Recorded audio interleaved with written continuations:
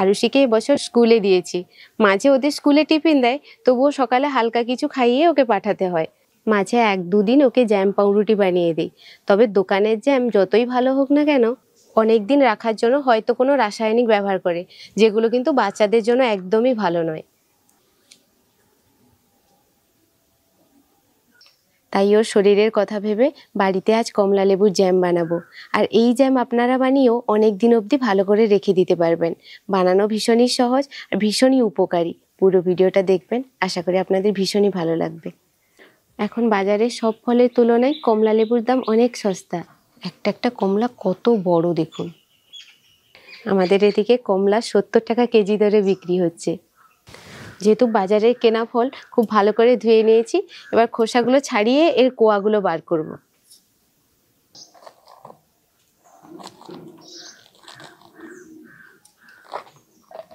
এগুলো এই ঋতুরই ফল তো, তাই এর স্বাদ আর গন্ধটাই অন্যরকম। এই কোয়ার ওপরে যে সাদা সাদা অংশগুলো খুব ভালো করে বের করে দিতে হবে। এই দেখুন।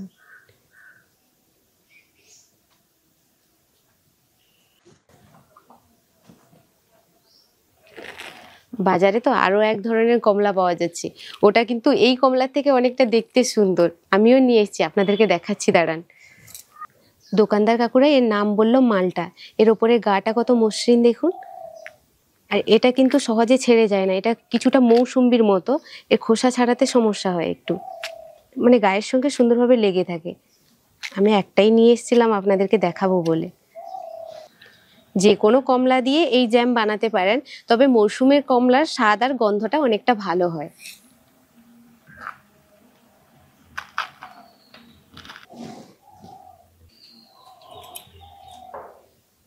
এবার এই কোয়াগুলোর উপরের এই অংশগুলো ছাড়িয়ে নিতে হবে। যে এই অংশগুলো আর বীজটাও বাদ দিয়ে দিতে হবে। এই মাঝের এই অংশটাই নিতে হবে। মোদ্দা কথা হলো মাঝের শাঁসটুকুই নিতে হবে। তবে এদিকেও খেয়াল রাখতে হবে বীজ যেন একটাও না থাকে, মুখে পড়লে কিন্তু এত তেতো লাগবে। বাড়ির সবাইকে ডেকে নিয়ে এসে বসাবেন এই কাজটা করার জন্য। এইটাই সব থেকে কষ্টের কাজ, তবে এইভাবে সবচেয়ে ভালো হয়।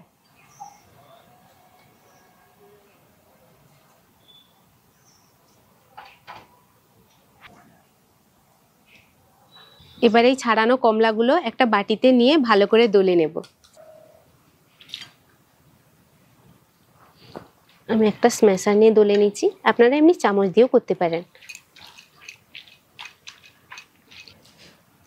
মিক্সিতেও করা যায়, তবে মিক্সিতে বারবার ফেটানোর ফলে কি বলুন তো, সাদা হয়ে যায়। আর এতে রংটা বেশ সুন্দর থাকে। এরকম দলতে দলতে 1-2টো দানা যদি পড়ে বেছে দেবেন। কড়াই বসিয়ে দিই। আর এই কমলার মারটা যে কোনো একটা বাটি বা কাপ মেপে নেবেন, তাহলে চিনির হিসাবটা নিতেও সুবিধা হবে। এই বাটির 3 বাটি কমলা মার দেব।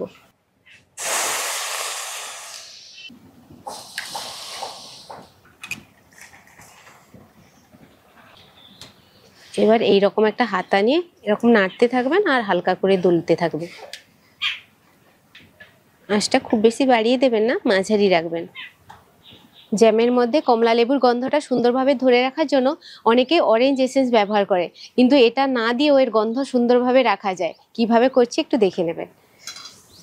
কমলা লেবুর আসল গন্ধ আর রং কিন্তু এই খোসাতেই থাকে। কমলা লেবুর খোসা ব্যবহার করব, কিন্তু এক বিন্দুও তেতো লাগবে না। শুধুমাত্র ওপরের কমলা অংশটা আসবে, ভেতরে যেন সাদা অংশ কোনোভাবে না আসে। ওপরের ছিলকাগুলো হালকা করে ছিলে নিয়েছি, এই ভেতরের সাদা অংশ যেন একটুও না যায়। এগুলো খুব তেতো। এই ছিলকাটার পরিমাণ একেবারেই কম লাগে। এবার এদিকে হয়ে গেছে, চিনিটাও দিয়ে দেবো আর এই ছিলকাটাও দিয়ে দেবো। খুব ভালো মতো সেদ্ধ হয়ে গেছে আর মাঠটা দেখুন একদম নরম হয়ে গেছে। যে বাটিতে কমলা মাপ করে দিয়েছিলাম ওই বাটির 2 বাটি চিনি দেব। নিয়ম অনুযায়ী 3 বাটি কমলাতে 2 বাটি চিনি। আর এই যে এই এতটুকু ছিলকা দিয়েছি। এবার নাড়িয়ে নিই।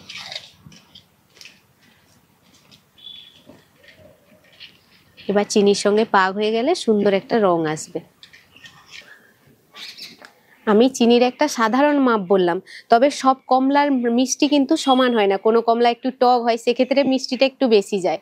আবার সবাইও সমান মিষ্টি খায় না, কেউ একটু বেশি মিষ্টি পছন্দ করে। এভাবে কম আঁচে ফুটতে ফুটতে সুন্দর একটা পাক ধরবে, ঘন হতে আরো একটু সময় লাগবে। এমনি জ্যাম যেমনই থাকে তার থেকে অনেকটা পাতলা থাকতে থাকতে নামিয়ে নিতে হবে, ঠান্ডা হলে অনেকটা ঘন হয়ে যায়। এরকম ঘন থাকতে থাকতে নামিয়ে নিতে হবে, এর থেকে বেশি ঘন করলে একেবারে জমে যাবে। এবার নামিয়ে নিই, তবে এটাকে ফ্যানের তলায় বা অন্য কোনো ঠান্ডা জায়গায় ঠান্ডা করবেন না, এমনি কিছু সময় ধরে রেখে দেবেন, ঠান্ডা হয়ে যাবে। হালকা ঠান্ডা হওয়ার পর কতটা জমেছে দেখুন।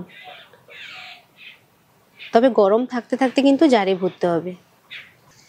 এমনিতে কিন্তু সুন্দর হয়েছে, তবে এর সঙ্গে যে একটু অরেঞ্জ ফুড কালার মেশানো হয় আরো ঝকঝকে তকতকে রং হবে। হালকা গরম থাকতে থাকতে জারে ভরে নিতে হবে।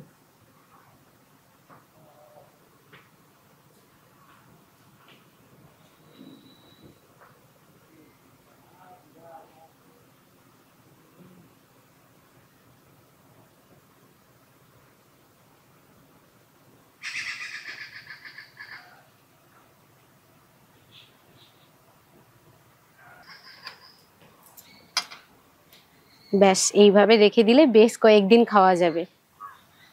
আর আরুষিও বেশ ভালোবাসে খেতে।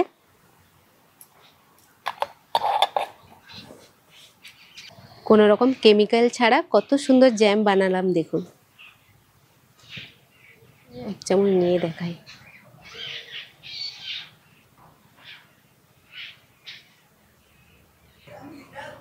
বাড়িতে এরকম জ্যাম বানিয়ে দিলে বাচ্চাদের অনেক উপকার হবে, সঙ্গে বড়রাও খেতে পারবে। কতটা সুন্দর হয়েছে দেখুন। তাছাড়া বাড়িতে নিজের যত্ন করে বানানোর আলাদা একটা তাৎপর্য রয়েছে।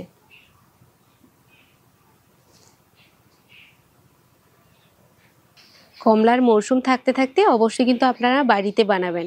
সবাই খুব ভালো থাকবেন, সুস্থ থাকবেন। আজকের মতো ভিডিওটা এখানেই শেষ করছি। টাটা।